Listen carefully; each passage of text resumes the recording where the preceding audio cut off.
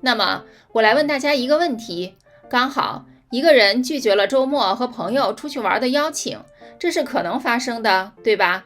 但是没有，相反，朋友们会在群聊中说他反社会。当你宁愿待在家里，也不愿接受朋友的邀请出去玩时，是否曾被误解为反社会的人？和很多其他人一样，反社会的心理学概念和术语经常被误用，它真的会让人感觉很糟糕，很糟糕。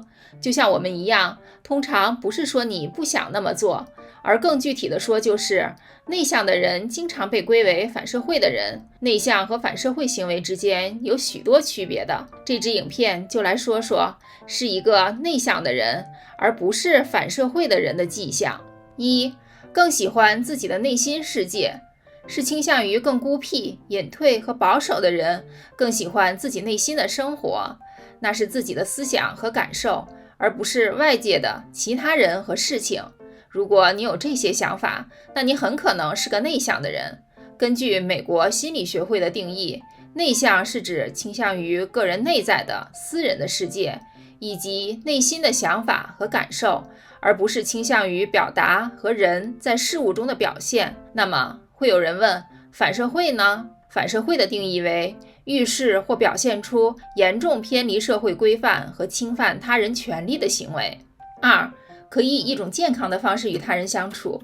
虽然喜欢有别人的陪伴，还会有时需要独处的时间吗？会不会觉得和别人联系，偶尔安排午餐约会或碰面很惬意？如果是有选择性的社交，这会让人成为一个彻头彻尾的内向者。尽管喜欢与朋友共度时光，但可能需要更多时间从特别训练的社交活动中恢复过来。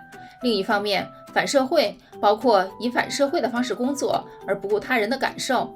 反社会的人不太关心聚会。作为一个反社会的人，他们作为个体以健康的方式与他人交往的能力会受到严重损害。他们不负责任和鲁莽的行为使他们很难维持长期的关系。三，喜欢和亲近的人建立深厚的关系。想和自己亲近的人建立一种深入的、真诚的联系吗？是的，你可以是一个内向的人，但仍然可以拥有一种深刻的、有意义的联系。唯一的状况是，内向的你希望与少数人，甚至只是一个人建立联系。作为一个内向的人，会珍惜有一段浪漫的关系、陪伴或亲密友谊的想法。根据研究，拥有亲密、健康的人际关系对内向的人来说是有益的，可以提升他们的幸福感。另一方面，对于那些反社会的人来说，他们不可能与他人建立起深厚的联系。四，非常善解人意。你是不是容易与他人的经历产生共鸣？会不会总是考虑到自己的行为及其对他人的影响？如果这样的情况在你的生活中经常发生，那么你肯定会走向内向的生活方式，而不是反社会。作为一个内向的人，当你知道自己伤害了别人的感情时，你会感到不安。然而，反社会的人则表现相反，他们没有考虑到这样一个事实，他们的行为可能会给别人留下直率或冒犯的印象。五，喜欢和自己的朋友以及自己爱的人一起做事。你喜欢什么样的活动？比起社交聚会，更喜欢安静一些的活动吗？与普遍的看法类似，内向的人更喜欢去安静的咖啡店、书店或公园，而不是吵闹的社交聚会。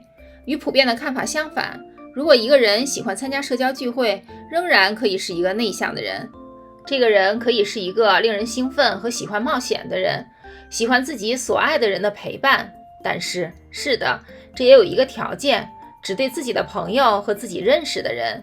相比之下，与一群人在一起玩得开心，对反社会的人一点吸引力都没有。人们常常认为内向和反社会是一回事儿，但事实并非如此。